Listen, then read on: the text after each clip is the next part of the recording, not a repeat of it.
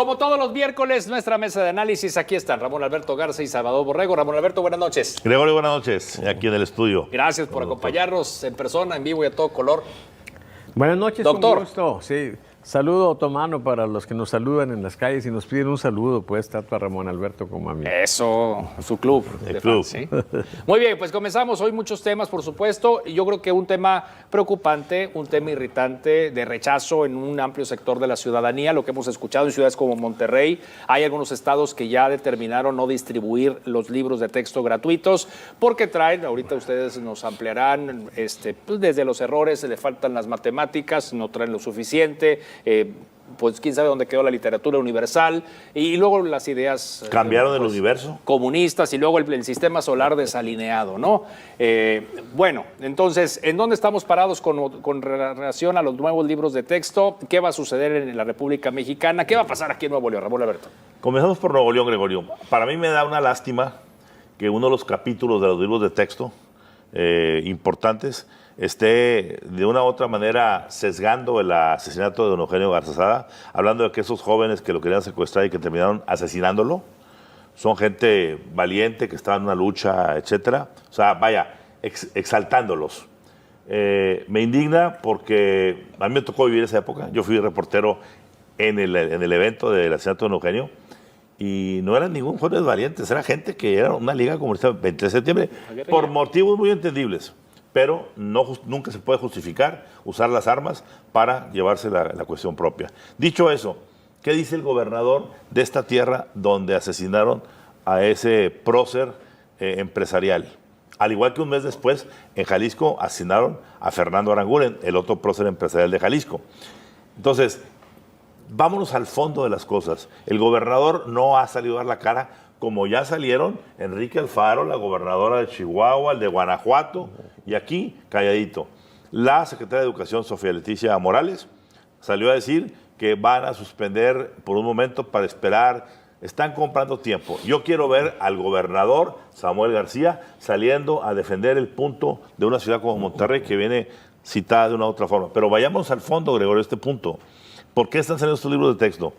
Porque el presidente no tomó en serio la educación. Desde el momento en que quitó de educación a Esteban Moctezuma, que traía un programa muy correcto. Ahí se perdió. No, nunca lo dejaron operar. Siempre el señor Concheiro, el subsecretario de Educación Superior, era el dueño de la secretaría. Y hay un personaje, insisto, Máximo Modenesi, de la izquierda, que hace un grupo importante de gente de izquierda que quieren imponer el comunismo. Lo sacamos en Código Magenta, el video donde Concheiro dice abiertamente, este país ya es hora de que sea comunista. ¿En qué momento votamos los mexicanos por ser comunistas? Díganme un país comunista ahorita que esté boyante, Cuba, Nicaragua, Bolivia. ¿Cuál? ¿A cuál le vamos? Entonces, dicho eso, yo creo que sí tendríamos que hacer en Monterrey. Recordemos que aquí fue la cuna de la primera resistencia de cuando, en la época, ¿sí?, del año de López Mateos, salió el libro de texto por primera vez y se vio como una uniformidad, una homogenización en el país para las mentes. Nuevo León, en aquella época, con menos de 1 millón de habitantes, salieron 300,000 regiomontanos a protestar por ese libro de texto. Y de aquí se prendió todo el país. Y se moderó mucho el asunto de... En el 62. En el 62, exactamente. Ahora bien, ¿qué vamos a hacer ahora? ¿Qué está haciendo? Qué bueno que los empresarios a través de las cámaras ya salieron a fijar postura. Qué bueno que Fernando Canales Seltzer y una bola de líderes están empezando ya a moverse, porque sería muy triste que en el 62 hubiésemos tenido empresarios con más agallas para enfrentar un problema que desde ahorita que prefieren estar en el extranjero viviendo la vida bonita, mientras aquí en las aulas se está indoctrinando ideológicamente a nuestros hijos y nietos. 6 décadas después, ¿no? Nada más. Esa historia. Doctor Salvador Borrego, a ver, como maestro, ¿no? Como alguien muy cercano también al sector magisterial en diferentes etapas, preguntarte, ¿qué harías tú al momento que llegue uno de estos libros? Imagínate tú en un salón de clases en una escuela pública y que te llegue alguno de estos libros, cualquiera, el que quieras agarrar de aquí. ¿Qué haría un buen maestro en ese momento? Pues lo que se hace siempre en los esquemas donde hay un orden jerárquico y no está de acuerdo a uno con el superior, ¿sí? Se hace un otarugo. O sea, los tiene uno ahí, hace como que los usa, pero pues enseña eso.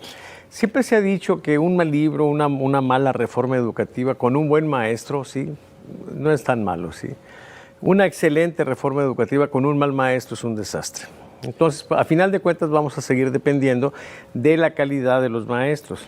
Ahora bien, en el tema hay muchas aristas, pues esa comparación con aquel 1962, donde el propósito era tener una condición de mayor oportunidad para la gente, una base donde los niños tuvieran un libro, porque era una situación muy diferente en cuanto a las condiciones de las gentes, sobre todo más marginadas. De Torres Bodet, de Humberto Ramos Lozano, pues, el príncipe de la educación. La protesta, doctor, de aquel entonces, importante, no era por el libro de texto en sí mismo, era por la obligatoriedad, porque no dejaran en libertad a los padres para poder elegir los textos de sus hijos. Es diferente.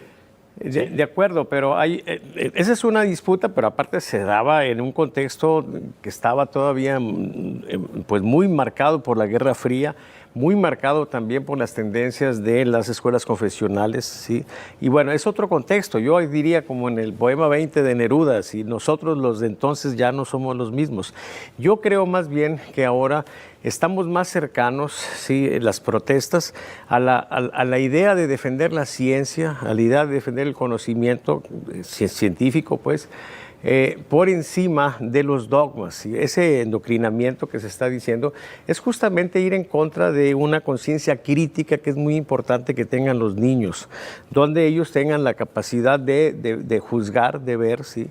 Y es una cuestión básica. No se trata, pues, en esa idea de una conciencia crítica, la idea de simplemente estar en contra o a favor de algo, ¿sí?, sino de juzgar, de tener elementos, ¿sí?, en el campo de la matemática, pues, de problematizarlos, ¿sí? La columna vertebral de mucho de lo que es la matemática educativa es el libro de Polya, ¿sí?, How to Solve It, o sea, cómo resuelvo. Y para ello es importante que los muchachos se problematicen y que entonces se encuentren una manera de su desarrollo.